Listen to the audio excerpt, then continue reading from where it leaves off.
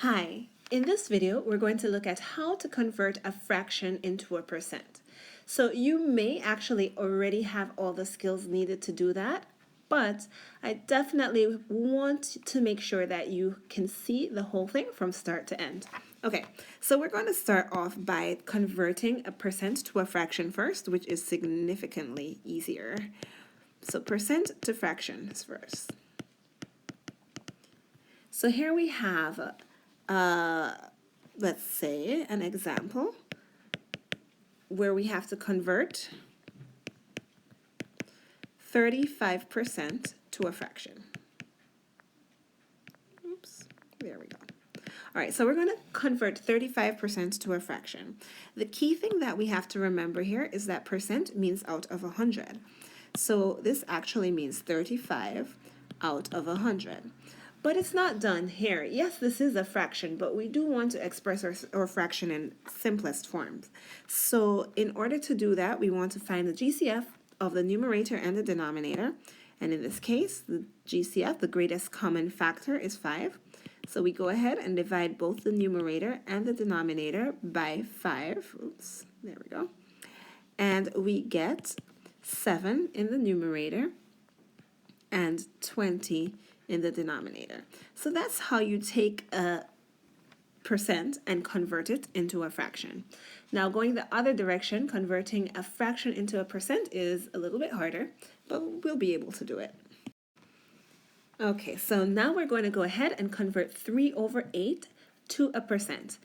Here's the thing. In order to get a fraction as a percent, there is no avoiding it. We do first need to know what this fraction is as a decimal, and then we can convert the decimal to a percent pretty easily.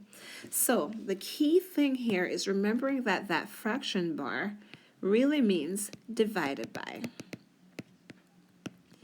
So this reads as 3 divided by 8.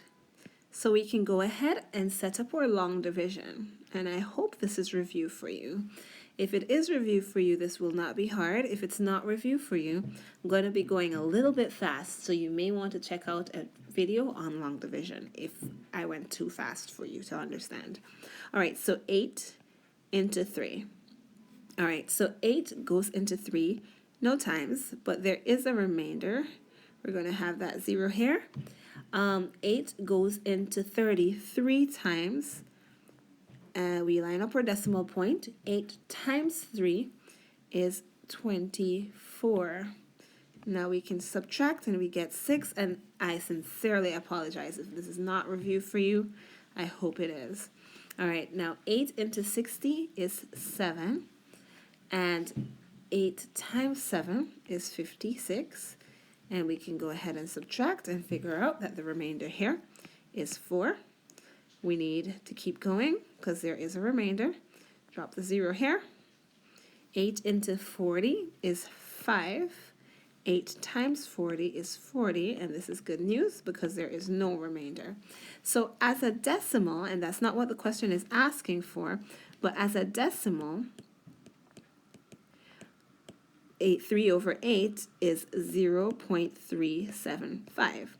Now, in order to convert a decimal to a percent, you may recall from a previous lesson, we have to multiply the decimal by 100, or, same thing, move the decimal place 2 positions to the right in order to convert a decimal to a percent. So now we have that, or 3/8 is actually 37.5%.